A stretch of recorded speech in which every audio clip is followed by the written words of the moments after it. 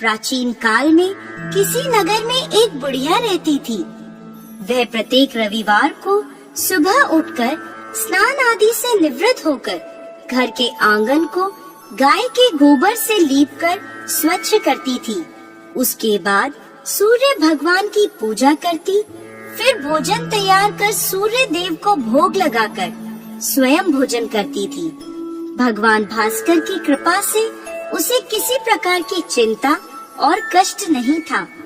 धीरे धीरे उसका घर धन धान्य से भरता गया। उस बुढ़िया को सुखी देखकर उसकी पड़ोसन उससे जलने लगी। बुढ़िया के पास कोई गाय नहीं थी, अतः रविवार को घर लीपने के लिए वह पड़ोसन के आंगन में बंधी गाय का गोबर लाती थी। पड़ोसन ने ईर्ष्या में आकर अपनी गाय को घर के भीतर बांध लिया, जिस कारण बुढ़िया को रविवार को गोबर नहीं मिला। बुढ़िया अपना आंगन नहीं लीप सकी। आंगन ना लीपने के कारण उसने ना तो भोजन बनाया, ना ही सूर्य देव को भोग लगाया और स्वयं भी भोजन नहीं करा।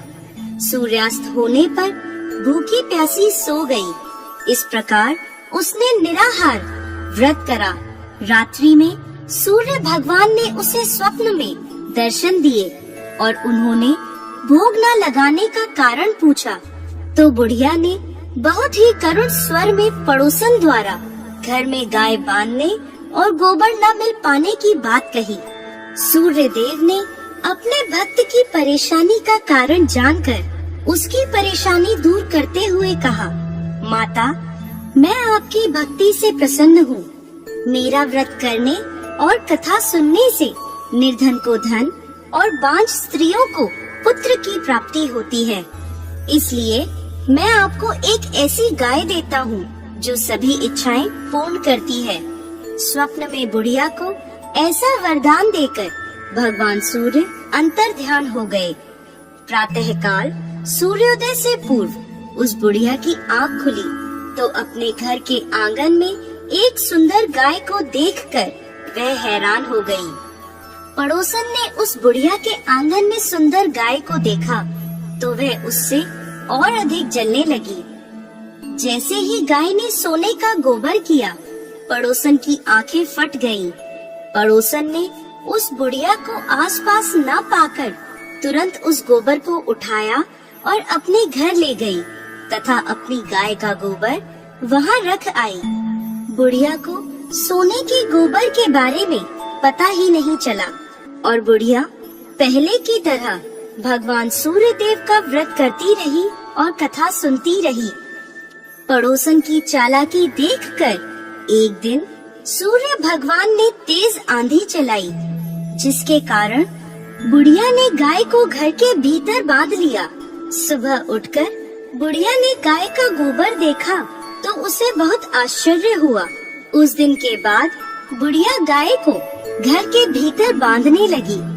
सोने के गोबर से बुढ़िया कुछ ही दिनों में धनवान हो गई। अब पड़ोसन बुरी तरह जल भुनकर राख हो गई।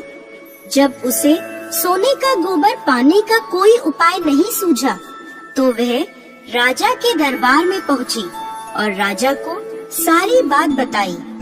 राजा ने अपने सैनिक भेजकर बुढ़िया की गाय लाने का आदेश दिया। सैनिक बुढ़िया के घर पहुँचे।